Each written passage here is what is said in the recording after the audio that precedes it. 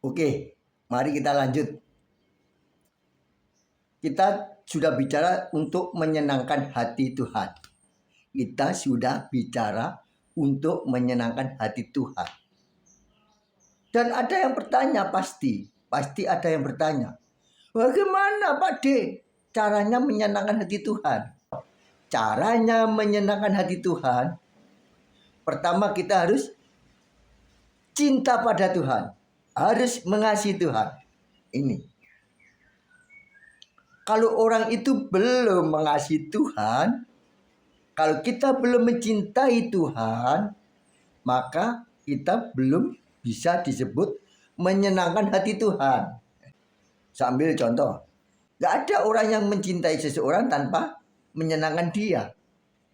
Kalau orang itu tidak mencintai seseorang, pasti dia tidak mau menyenangkan dia. Dah masuk? Masuk pasti. Ya. Begitu juga dengan Tuhan.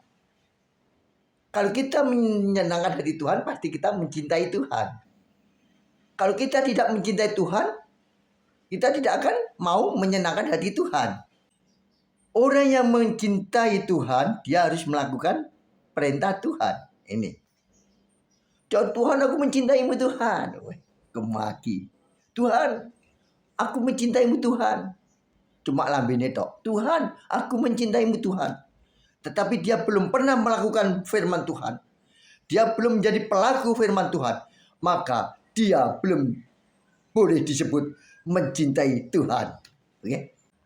Orang yang sudah hidupnya menyatu dengan Tuhan dan dia menjadi pelaku firman Tuhan, berarti orang tersebut adalah orang yang hidup benar di hadapan Tuhan. Kalau kita sudah menjadi pelaku firman Tuhan, berarti kita sudah hidup benar di hadapan Tuhan. Kalau kita belum pernah menjadi pelaku firman Tuhan, kita belum boleh disebut mencintai Tuhan. Yang kita lakukan kadang-kadang apa? Firman Tuhan apa firman setan? Sering melakukan firman setan manusia itu, bukan firman Tuhan.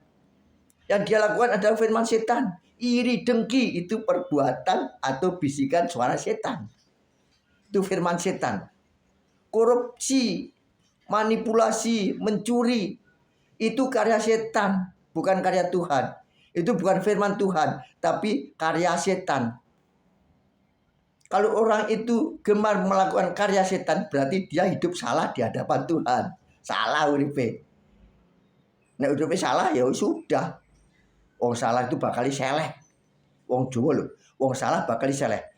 Maka dari itu jangan kita melakukan kesalahan di hadapan Tuhan supaya kita tidak menjadi seleh. Kita harus benar di hadapan Tuhan agar Tuhan senang pada kita. Kalau kita hidup benar di hadapan Tuhan, Tuhan senang apa enggak kira-kira kepada kita? Oh, jawab. Kalau kita sudah melakukan firman Tuhan dan kita hidup benar di hadapan Tuhan, Tuhan senang apa enggak kepada kita? Senang.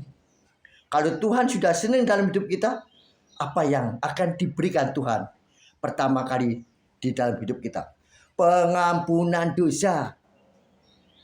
Kalau kita sudah hidup benar di hadapan Tuhan, pertama kali yang Tuhan berikan di dalam hidup kita, upahnya apa?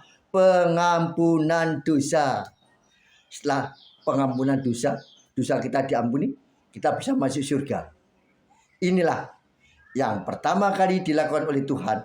Keselamatan dosa kita dan keselamatan kita di akhir zaman nanti, yaitu di surga. Tuhan memberkatimu.